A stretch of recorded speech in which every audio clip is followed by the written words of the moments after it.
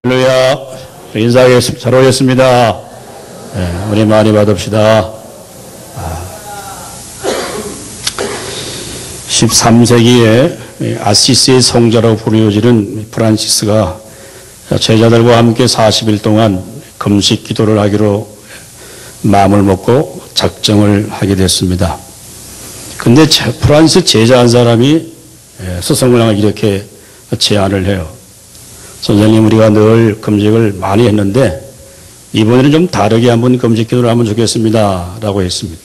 그럼 어떻게 하잔 말이냐 라고 했더니만, 금식할 때 매일 죽을 새로 쏘갖고 쏜답니까? 씁니까? 죽을 만들어서 기도하는 사람 앞에다가 딱 갖다 놓고 있던 유혹도 이길 수 있도록 그렇게 한번 해봅시다 라고 해서 프란시스가 그의 제안을 받아들여서 이제 금식 기도를 했습니다.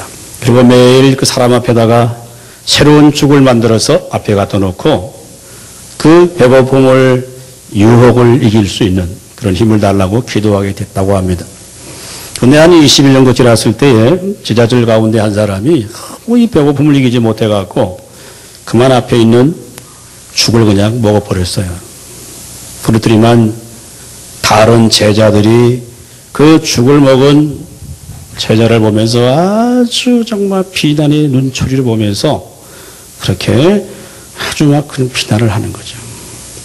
그 광경을 지켜보고 있던 프란시스가 갑자기 그냥 자기 앞에 있는 죽 한 통 전 한 그릇을 다 훌떡 마셔버렸어요. 그래서 제자들이 아이 선생님 웬일입니까? 아이 선생님이 지금 금식을 이기지 못해갖고 밥을 먹는다니 죽을 먹는다니 이게 무슨 말이에요? 라고 이렇게 했을 때 프란시스가 이렇게 대답을 했다고 합니다. 금식을 하고 형제를 미워할 바에는 우리 먹고 서로 사랑합시다 라고 하는 의미 있는 말을 남겼다고 합니다. 여러분, 금식이 뭐죠? 식물의 힘을 의지하지 않고 하나님의 거룩함을 이루가겠다라고 하는 것이 금식이에요. 여러분, 그래서 결국은 뭡니까? 하나님을 닮아가는 거고, 그래서 하나님의 성품을 가지고 정말 사랑할 수 없는 사람까지도 사랑할 수 있는 육의 힘이 아니라 하나님이 주는 힘을 가지고 살겠다라고 하는 게 금식에 담겨져 있는 영적인 의미죠. 그런데 여러분, 주님을 거룩함을 닮아가겠다고 금식하는데 금식하면서 형제를 미워하고 그런 마음을 갖고 있으면 그 금식 기도가 무슨 의미가 있겠습니까? 그러면 성경의 최고의 법은 뭐냐 하면 하나님을 사랑하는 것이고 그 사랑을 입어서 이웃을 형제를 내 몸처럼 사랑하는 거예요. 그 사랑이 성경이 가르치는 최고의 축복이에요. 그러므로 사실이 하나님의 사랑이라고 하는 것은 우리 인간이 소유할 만한 우리가 그런 인격적인 존재가 사실 아니에요. 다른 사람을 정말 아가페적인 마음으로 사랑한다라고 하는 것은 이게 우리의 의지나 우리의 소유와 우리의 결과로서 이루어지는 게 아니에요. 어떤 사람은 이런 합리화를 시키기도 합니다. 나는 미워하는 사람을 위해서 많이 기도했는데 그런데도 불구하고 사랑할 수 없는 것은 내 탓이 아니고 이거는 상대방의 탓이다라고 이렇게 말하는 사람도 있기도 합니다. 우리가 수없이 교회 안에 서로 사랑하자고 했지만은 사랑보다는 미움과 질투가 우리 가운데 더 많이 와 있는 것이 우리의 현실이에요. 여러분은 그러므로 사랑이란 그런 의미에서 우리 안에서 하나님의 사랑이 출발될 수도 있는 것도 아니고 우리 속에서 하나님의 사랑이 생산해낼 수 있는 게 아닙니다. 이 사랑은 전부 하나님께로부터 우리에게 오는 것이죠. 여러분, 그러므로 우리가 사랑할 수 없는 사람을 위해서 우리가 기도할 때 이렇게 기도해야 됩니다. 하나님, 제게는 사랑하시는 그 능력이 우리 가운데 없습니다. 그러나 사랑하는 주의 요구를 받아들여서 저에게는 능력이 없지만 하나님, 저에게 사람을 사랑할 수 있는 그런 능력을 저에게 더하여 달라고 기도할 수 있어야 됩니다. 여러분, 자녀를 사랑하는 것, 부모를 사랑하는 것, 이런 건 사랑이라고 하지 않아요. 이건 본능이에요. 그건 본능적인 거예요. 원수를 사랑한다, 이건 불가능하잖아요. 그렇지 않습니까, 여러분? 원수를 사랑하지 못하더라도 여러분 우리들의 마음 속에 하나님이 주신 마음이 있고 주님이 주신 마음이 있다라고 한다면 불가능하지만 하나님의 사랑이 우리 가운데 부어질 때 원수까지도 사랑할 수 있는 줄로 믿습니다. 여러분, 그러면 왜 하나님은 자신의 아들이신 아들을 십자가에 못 박기까지 하셔서 우리를 사랑해 주실까요? 십자가가 정말 하나님의 사랑의 표현이라고 한다면 왜 인간을 이렇게까지 사랑했을까라고 하는 그 의문을 갖게 됩니다. 하나님께 순종하지도 않고 불순종하고 죄를 범하고 주님을 떠남에도 불구하고 그럼에도 하나님 우리를 사랑하시는 것. 그 이유가 뭘까? 자, 성경은 이렇게 말합니다. 요한일서 4장 16절 다 같이 읽어봅니다. 시작. 하나님이 우리를 사랑하시는 사랑을 우리가 알고 믿노니 하나님은 사랑이시라. 사랑 안에는 거하는 자는 하나님 안에 거하고 하나님도 그의 안에 거하느니라. 아멘. 여러분, 하나님이 사랑이다라고 할 때 이 사랑은 그냥 우리 이성적인 에로스적인 사랑이 아니에요. 아가페오적인 사랑이에요. 정말 하나님만이 갖고 있는 그 하나님의 속성이죠. 자, 우리가 호세아서를 지금 읽으면서 왜 하나님이 정말 이스라엘 백성들을 이렇게까지 사랑하실까? 심판을 받아야 되고 징계받아야 되고 우상 숭배하고 불순종 하나님을 떠남에도 불구하고 선지자를 불러서 그 아들의 이름을 붙여가면서까지도 이스라엘 백성을 사랑하려고 했던 그 사랑이 뭔가 그런 의문을 갖게 돼요. 하나님 입장에서 본다고 한다면 자기 백성을 너무나 사랑하기 때문에 그들을 버릴 수도 없고 죽일 수도 없고 고통스러워하시면서 마음의 분노를 갖고 있으면서도 이스라엘 백성을 너무 사랑한다고 하는 거예요. 얼마 전에 제 선배 목사님이 계셨는데 이분이 꽤 큰 교회를 목회하셨어요. 그러다가 2년 전에 그 교회를 사임하고 새롭게 교회를 개척하게 되었어요. 그래서 이제 교회를 사임하려고 하니까 사모님이 동의를 하지 않잖아요. 그 이제 얼마 안 남았는데 하려고 당신이 또 가서 고생하려고 개척하냐. 나는 절대 못 간다라고 했어요. 둘이서 다투기도 하고 싸우기도 많이 싸웠대요. 그래서 제가 한번 그 목사님을 찾아가서 선배 목사이기 때문에 같이 식사를 하는데 제가 식사를 대접하고 밥을 먹었는데 딱 나오면서 저 차를 타고 나오는데 나보고 그러더라. 박 목사. 그거 왜요? 그랬더니 야, 내가 개척하려고 하는데 우리 집 마누라가 얼마나 브레이크를 거는지 그러면서 하는 말이 뭐냐. 이놈은 마누라는 때려치기도 못하고 바꾸지도 못하고 이게 골치 아프다 그러더라고요. 여러분, 호세아가 말이에요. 지금 이스라엘 백성들을 보면서 갖고 있는 마음이 그 마음이에요. 우상 숭배하고 시간만 있으면 우상 앞에 가고 불순종 하나님을 떠나는데 하나님이 이스라엘 백성을 바라볼 때 이게 정말 죽이지도 못하고 살리지도 못하는 그런 분노하는 마음이 하나님의 마음이에요. 그래서 지금 호세아는 그 아들을 낳고도 그 아들을 사람이 짓는 게 아니라 하나님이 선자를 통해 그 이름을 지어주게 하는 거예요. 사랑하는 여러분, 우리가 호세아의 말씀을 읽으면서 또 말씀을 들으면서 하나님의 마음을 하나님의 뜻을 깨달을 수 있기를 주님의 이름으로 축원합니다. 자, 오늘 4절 말씀 우리 한번 다 같이 읽어볼까요? 시작. 여호와께서 호세아에게 이르시되 그의 이름을 이스라엘이라 하라. 조금 후에 내가 이스라엘을 예후의 집에 갚으며 이스라엘의 족속의 나라를 폐할 것임이니라. 아멘. 우리 한번 따라합니다. 하나님은 심판 속에서 회복시키신다. 호세아는 하나님의 명령에 순종해서 이 엄난한 고멜과 결혼을 하게 됩니다.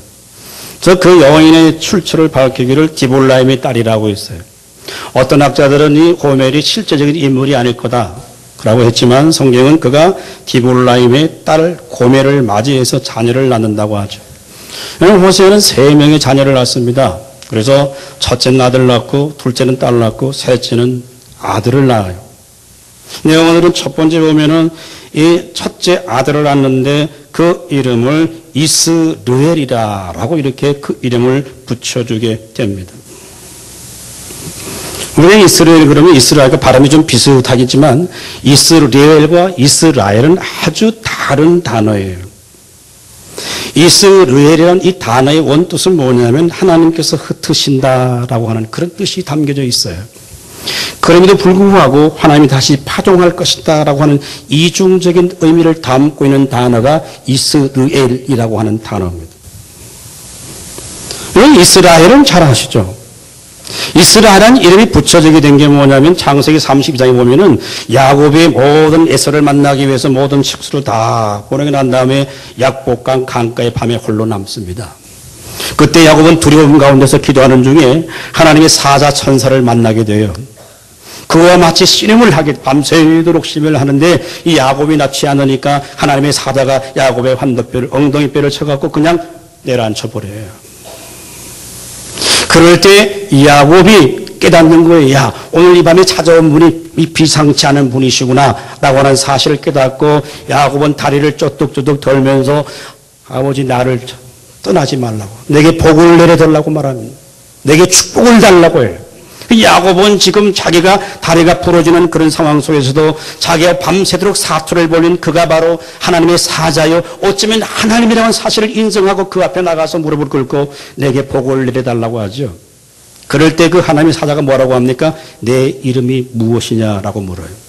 나는 야곱입니다. 야곱은 속이는 자고 다투는 자고 남은 걸 빼앗는 자, 이런 뜻을 갖고 있는데 그때 하나님의 사자가 말하기를 그를 향하여서 너는 이제 다시 야곱이라 부르지 않고 내가 너를 이스라엘이라 부를 것이다 라고 합니다. 이스라엘이라는 뜻은 뭐냐면 야곱이 하나님과 다투어 이겼다라고 하는 뜻이 이스라엘이라는 뜻이에요. 그러나 그 이스라엘의 뜻 속에는 마치 너가 하나님과 다투어 이겼지만 너가 이긴 것이 아니라 이 야곱의 인생을 이제 하나님이 다스리시고 하나님이 통치하시고 하나님이 섭리해 가시겠다라고 하는 뜻이 이스라엘이라고 하는 뜻을 담고 있는데 이 단어도 이중적인 의미를 갖고 있는 거예요. 그래서 이스라엘이라고 하는 이름과 이스라엘의 이름은 전혀 다른 이름이지만 히브리인들의 사고 속에는 한 단어 속에 두 가지 이중적 의미를 담고 있어요. 그러니까 여러분 이스라엘 이 지명은 이름은 말이죠. 북이스라엘의 유명한 한 지역입니다. 갈릴리 동북부로 지나서 가다면 갈멜산 가는 그 중에는 아주 대평원이 나오는데 이 이스라엘이라는 땅은 열왕기상 21장에 보면 굉장히 역사적으로 중요한 사건이 있었던 땅입니다. 북이스라엘이 가장 악한 왕이었던 왕이 누구냐? 아합 왕이죠. 그 아합 왕이 아내 이세벨을 끌어들여서 북이스라엘의 여러 가지 많은 우상 숭배하고 가장 악한 일을 하는데 어느 날 보니까 왕궁 밖에 있는 이 조그마한 포도원을 보니까 그게 너무 갖고 싶었어요. 그게 나봇의 포도원입니다. 그래서 결국 그 왕은 그 나봇이라는 사람을 쫓아내고 이 구약의 이스라엘 백성들 땅을 마음대로 팔고 사고를 쓴 곳이 아니에요. 그런데 강제적으로 아합 왕이 나봇의 포도원을 빼앗습니다. 그리고 그 나봇을 죽여요. 아주 악한 왕이죠. 그런데 하나님께서는 그거로 말미암아서 그 아합의 왕가에 하나님의 심판이 임하겠다고 명령하시고 예언하시고 난 다음에 예후라고 하는 왕이 나타납니다. 그래서 결국은 이 아합의 아들인 요람이라고 하는 왕을 결국 이 이스라엘에서 완전히 비사를 시켜요. 그리고 이세벨과 그의 아합의 아들들이 70명이었는데 그 70명 전체를 이스라엘이라는 이 곳에서 완전 생매장을 해버려요. 그래서 이 이스라엘이라고 한 곳은 굉장히 이스라엘 백성들에게 역사적인 땅입니다. 그런데 하나님께서는 어떻게 생각합니까? 호세가 아들을 낳았는데 그 아들을 이스라엘이라 하나님 어떻게 모르시겠다 라고 하는 이름을 지어주게 됩니다. 여러분, 그러므로 이스라엘은 그 이름은 이스라엘 나라가 전체를 하나님이 패하시겠다라고 하는 심판하시겠다고 하는 메시지가 그 속에 담겨져 있는 거예요. 자, 오늘 1장 다시 5절 말씀 다 같이 읽습니다. 시작. 그날에 내가 이스라엘 골짜기에서 이스라엘의 활을 꺾으리라 하시니라. 아멘. 여러분, 고대 사회의 전쟁은 뭐라 합니까? 그냥 활과 칼로 하는 거예요. 그래서 활을 꺾는다라고 해서 뭐냐면 결국은 하나님 멸망하시겠다고 하는 거죠. 그 이유가 뭡니까? 하나님께서 이스라엘 백성들은 보건대 크더니 번영과 축복, 요람 2세 때 정말 최고의 경제적 부흥과 군사적인 부흥 속에서 하나님을 떠나고 우상 숭배하고 회개하지 않고 돌아오지 않는 이스라엘 백성들을 그냥 두지 않겠다고 하는 절박한 마음을 하나님이 갖고 계시는 거예요. 그래서 이 호세아 선지자의 첫 번째 아들을 마치 이름을 지어줘서 이스라엘이라고 하는 하나님의 심판이 이 백성 가운데 임하게 될 것이다. 그럼에도 불구하고 이 이스라엘은 단없이 하나님이 흩으시지만 다시 파종하는 것처럼 다시 그들을 회복시켜 주시겠다고 하는 거예요. 결국은 BC 722년에 이 북이스라엘은 아수르에서 완전히 패망당하고 멸망당하는 나라로 남게 됩니다. 하나님은 흩어놓으셨지만 다시 심겠다고 하는 거죠. 오늘은 이 말씀을 통해서 무엇을 깨닫습니까? 하나님은 지금 마음에 분노를 느끼고 계시지만 그 분노 속에서도 너무나 이스라엘 백성을 사랑한 나머지 포기하지 않으시는 하나님의 마음이 이스라엘이라는 이름 속에 담겨져 있는 거예요. 사랑하는 여러분, 하나님의 징계와 심판 속에는 반드시 하나님의 새로운 회복이 있는 줄로 믿을 수 있기를 주님의 이름으로 축원합니다. 여러분, 제가 목회하면서 목회자의 최고의 갈등이 과연 뭘까? 저는 그렇게 생각해 보았어요. 자, 제가 때로는 신방동합니다. 성도들의 신앙생활에 나갈 때, 야, 저분은, 저 집사님은, 저 권사님은, 저 장로님은 저렇게 살면 안 되는데, 하나님이 기뻐하지 않으시는데, 때로는 하나님이 징계하실 건데, 라고 하는 그런 생각이 문득 들 때도 있습니다, 여러분. 그럴 땐 제가 반드시 그렇게 말씀을, 선지자적인 사명을 가지고 말씀을 선포해 줘야 되는데, 그렇지 못할 때가 많아요. 이게 이제 목회적인 갈등이에요.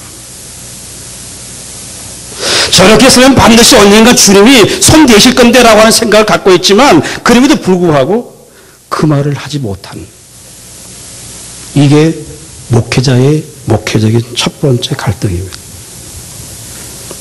우리가 정말 자식을 사랑한다고 한다면 그 자식에 부합된 삶을 살아가도록 그를 바로 지도해 주는 게 부모의 책임이잖아요.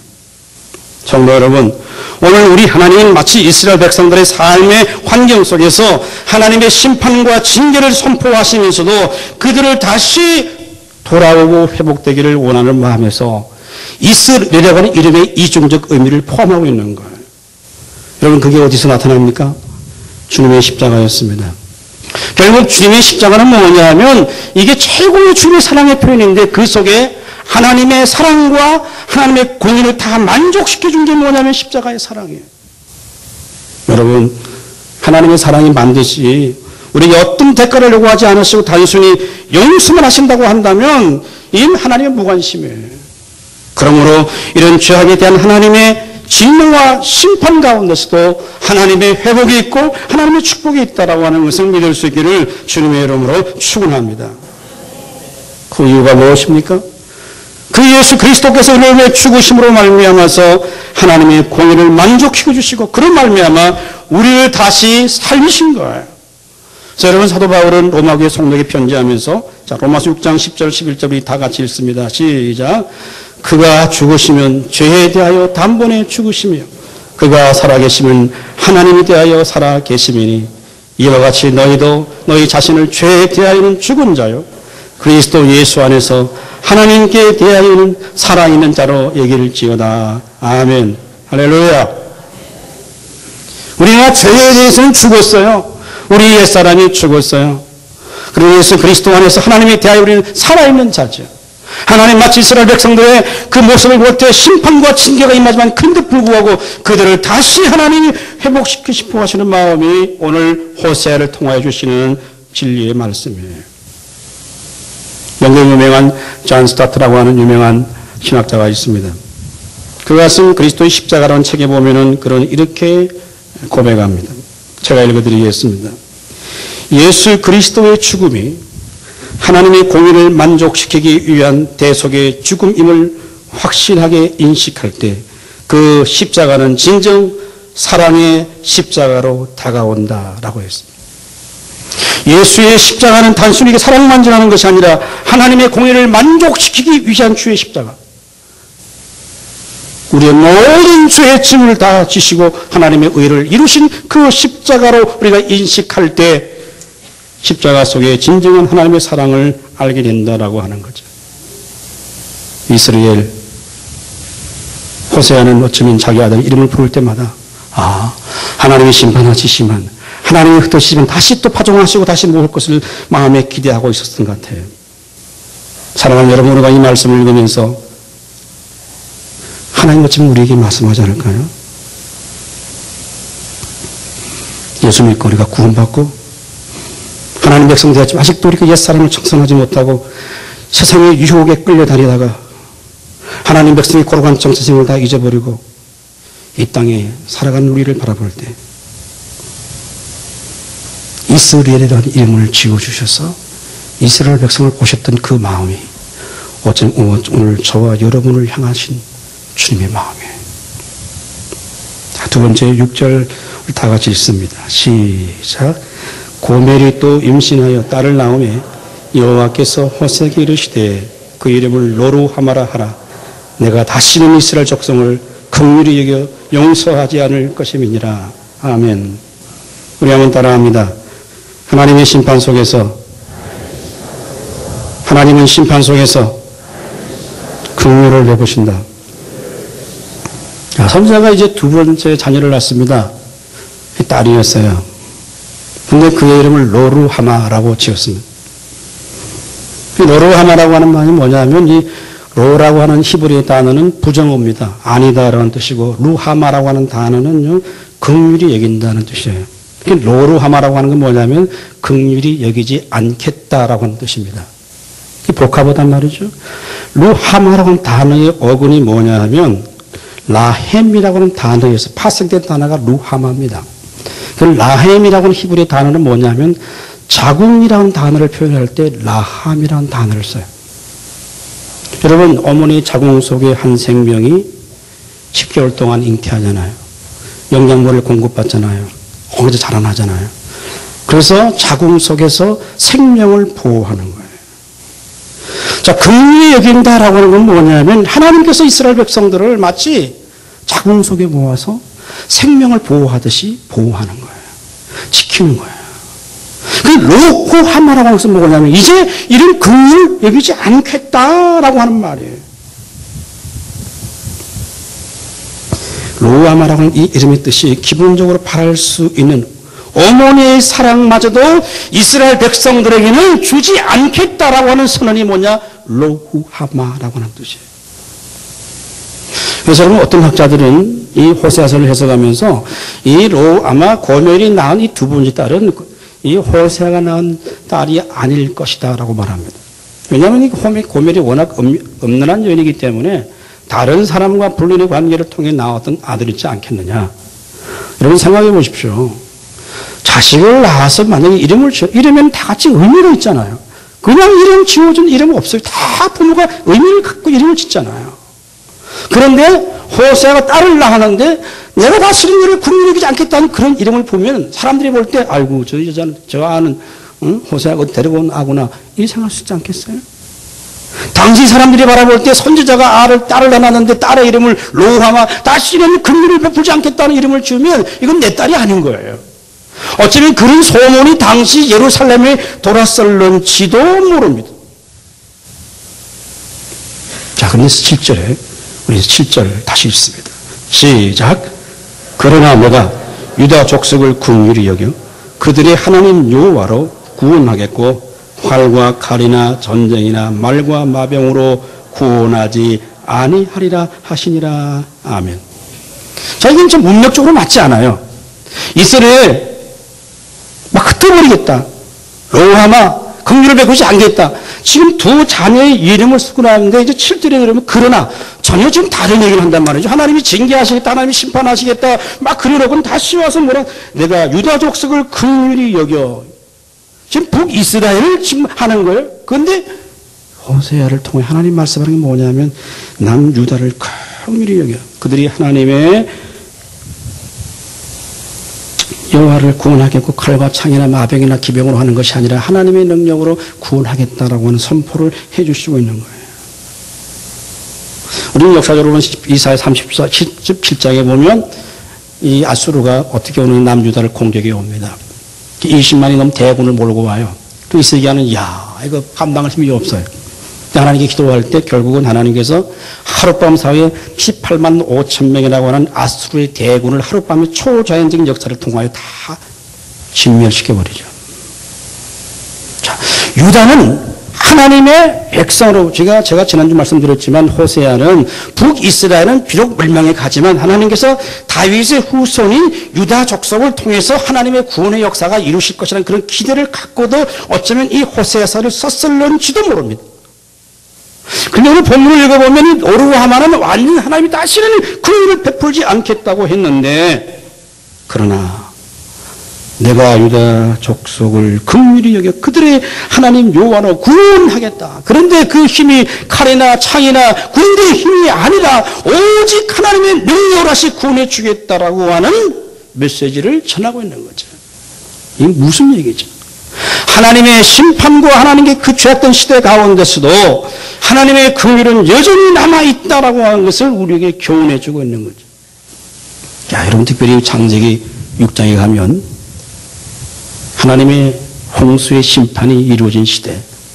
그래서 하나님은 말이죠. 사람을 만든 것을 보시고 이 땅의 죄악이 가능하니 하나님이 사람을 만드신 것을 보고 심히 근심하고 하나님이 후회했다고 했어요. 얼마나 엄난하고 폐역한 그런 시대가 되었으면 하나님의 형상으로 지음받은 사람을 만든 것을 보시면 하나님이 후회했다라고 그렇게 기록해 놓고 있습니다. 그런데 창세기 6장 8절에 보면 그러나 노아는 여호와께 은혜를 입었더라. 할렐루야. 이게 여러분, 제가 오늘 설교도 좀 말하고 싶은 건 뭐 저는 정치적인 얘기를 하고 싶지도 않고 있습니다만은 지난 26일 날 미국 연방 대법원에서 동성애 결혼을 합법화시켰습니다. 별로 뭐 동성애 관심, 우리하고 별로 차이가 없을, 관심도 없으신 것 같은데 미국 36개 주가 이미 동성 결혼을 법적으로 합법화시켰어요. 또 이번에 연방 대법원에서 최종 판결을 통해서 이제 모든 미국 사람들의 동성애 이사들은 합법적으로 법원에 가서 결혼 신고를 할 수 있도록 법안이 됐습니다. 인터넷 검색해 보니까 미국의 동성애자들이 800만 명이라 그래요. 자, 우리나라도 지금 아주 이슈가 된 게 뭐냐면 여러분 차별화 금지법이라고 하는 법이 지금 국회 계류 중에 있습니다. 이 법을 발의한 사람 가운데 한 사람이 발의 주동자가 대구의 유목 의원이에요. 그래서 개교단체에서 그분에게 전화를 하고 참 난리가 났어요. 당신 절대 내내놓으면 안 된다. 그래서 결국 그 발의자 이름을 빼기도 했습니다. 이걸 보고 반기문이라는 총장은 동성애 법을 정말 환영하고 소수 인권을 존중하는 미국 사회를 뜻하고, 뭐 지금 시장은 동성애 법을 긍정적으로 인정해서 7월 5일 날 전국에 지금 동성애자들이 소위 퀴어 축제라고 하는 걸 통해서 전국에 산발적 축제합니다. 언제 하느냐? 주일날 11시에 해. 왜? 예수 믿는 사람들 반대를 하니까 그 11시에 그들이 모여서 대구도 지금 7월 5일 날 해요. 이런 동성애를 어떻게 생각하세요? 내 자식이 만약에 동성애자인데 엄마 며느리 사람 데리고 와서 하는데 시커먼 인간 하나 데리고 왔다. 어떻게 할 거예요? 우리나라 에이즈 감염의 90% 전부 다 동성애자들입니다. 하나님의 성이라고 하는 것은 부부의 이성과 남자와 여자를 통해서만 하나님이 성의 축복을 누리도록 만들어주시고 생육하고 번성하도록 만들어주신 거예요. 믿습니까 여러분? 그러나 그 하나님의 결혼의 울타리를 떠나는 모든 성적인 것은 다 죄악이에요. 이미 레위기 23장이나 로마서 21장 21절이라 해도 남자가 남자를 더불어 부끄러운 일을 행하는 것은 하나님의 진노의 대상이라고 했어요. 자, 문제는 이제 이 차별화법이 이제 입법화되면요, 목사가 강도상에서 동성애하는 자에게 이게 하나님의 기뻐하지 않는 건다라고 했을 때는 제가 감옥에 잡혀가야 돼요. 동성애하는 사람에서 목사님 주리해 주실 때 나는 못한다라고 하면 그 인권 침해 받아갖고 제가 잡혀가야 돼요. 그게 지금 우리 앞에 현실에 와 있어요, 여러분. 우리가 뭐 피켓 들고 나가서 그렇긴 하지 않더라도 우리가 이런 시대, 이런 죄악된 시대에 살고 있다. 마지막, 여러분, 소돔 성의 멸망고시, 소돔이라고 하는 말이 뭐냐? 동성애란 뜻이에요. 거기서 나서 소돔이란 말이 나오는 거예요.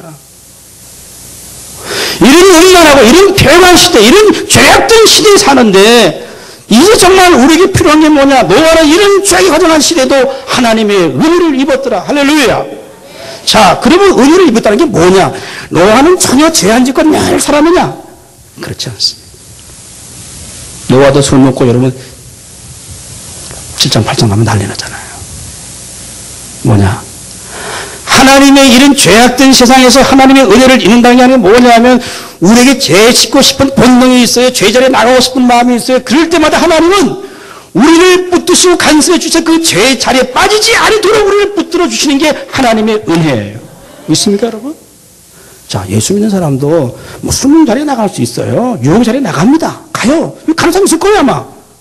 찝찝하죠? 갔다 오면 불편해. 그런데 만약에 교회 다니는 집사님이 늘 나는 수능 자리에 갔으면 할래. 그걸 너무너무 오래 간다 그러면 그게 문제가 있는 거야. 그건 주의 은혜가 떠난 거야. 은혜 있는 사람은 하나님이 간섭하시고 보호하는 거예요. 죄를 짓는 그 순간 하나님 붙들어 주시는 거예요. 목사에게 유혹이 있습니다. 제 유혹이 있습니다. 하나님이 은혜로 붙들어 주시는 거예요. 마치 노아가 그 모든 사람이 범죄하고 음란하고 패간 그런 시대에도 하나님은 노아에게 은혜를 베풀어 주시는 거예요. 그러므로 성도에게 정말 중요한 게 뭐예요? 하나님의 은혜예요. 하나님께서 나에게 은혜를 거두어가신다고 한다면 내 삶이 이 땅에서 우리 가정이 우리 자녀가 하나님이 우리 자녀에게 하나님의 은혜를 뺏어가 버리면 끝나는 거예요. 그래서 성경은 우리에게 뭐라고 말합니까? 자, 시편 1편 1절 우리 다 같이 읽습니다. 시작. 복 있는 사람은 악인들의 길을 따르지 아니하며 죄인들의 길에 서지 않으며 오만한 자들의 자리에 앉지 아니하고 오직 여호와의 율법을 즐거워하여 그 율법을 주야로 묵상하는 자로다. 아멘. 자, 하나님은요 지금 로루하마라고 하는 이름을 지어줘서 내가 다시는 너를 긍휼히 여기지 않겠다고 하지만 여러분 호세아 2장 23절로 가보세요. 2장 23절 여러분 한번 보십시오. 표범 성경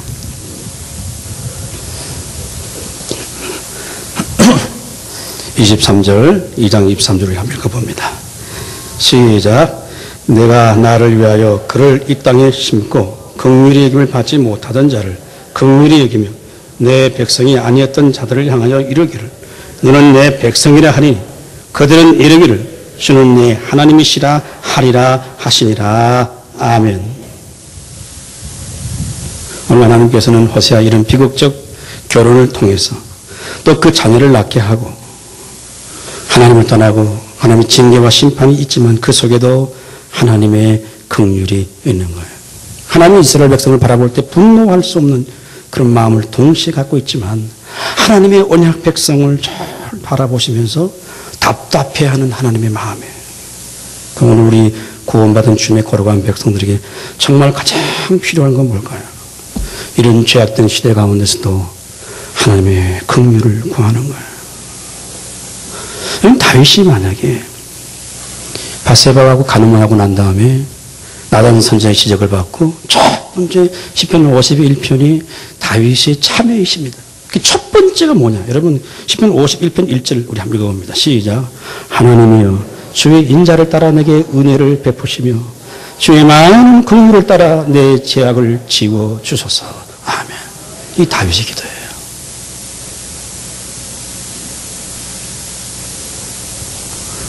주의 인자를 따라 내게 은혜를 베푸시고 주의 많은 긍휼을 따라 내 죄악을 지워주세요. 여러분 유학시대에는 특별한 사람만이 하나 앞에 나갔습니다. 지성소에는 제사장 대제사장만이 1년에 한 번씩 들어갈 수 있었지만은 예수 그리스도께서 우리를 위해 죽으시고 십자가의 보혈의 피를 흘리심을 말미암아서 주님의 십자가를 맞은 마지막 순간에 성소의 휘장이 잘라지잖아요. 그래서 누구든지 주님의 이름으로 주의 보좌 앞에 나갈 수 있도록 때를 따라 돕는 주의 은혜를 구할 수 있도록 하나님이 우리에게 길을 내려주시는 것이 하나님의 은혜요 축복이에요. 자, 결론적으로 오늘 여러분이 이 자리에 나와서 하나님을 예배하는 것은 하나님의 긍휼과 하나님의 은혜를 구하는 거예요. 우리가 이 자리에 불순종이 있고 죄악이 있고 약점이 있음에도 불구하고 우리가 예배를 통해 다시 하나님을 제사함으로 주를 예배함으로 심판 가운데서도 회복이 있고 심판 가운데서도 긍휼을 베푸시는 마치 이스라엘 백성들을 바라보시 호세아를 보면서도 로루하마 다시는 긍휼을 베풀지 않겠다는 그런 이 마지막 시대에도 그래도 하나님의 은혜와 긍휼을 입는 주의 거룩한 백성들이 이 땅에 있다는 거예요. 자, 오늘 우리가 이 마지막 때 무엇을 추구해야 되겠습니까? 호세아서는 하나님의 심판을 넘어서 더 크고 더 놀라운 하나님의 사랑과 은혜를 나타내 주는 거예요. 도저히 포기할 수 없는 우리를 늘 실패하고 늘 똑같은 일을 반복함에도 불구하고 그래도 하나님 우리를 버리지 않으시고 오늘도 다시 우리에게 은혜를 주셔서 우리를 회복시키시고 하나님 백성 만드시겠다고 하는 이 호세아서를 통한 주님의 음성이 여러분의 심령 속에 들려질 수 있기를 주님의 이름으로 축원합니다. 다른 사람을 향한 이야기가 아니에요. 나를 향한 주의 말씀임을 기억하시고 하나님은 하나님의 공의와 하나님의 사랑을 동시에 만족시켜 주시는 그분이기 때문에 이 엄난하고 폐역하고 이런 죄악된 시대 가운데서도 주의 거룩한 백성들이 하나님의 거룩을 이루고 은혜를 더 사모하고 더 하나님의 공의를 사모할 수 있는 주의 백성들이 될 수 있기를 주님의 이름으로 축원합니다.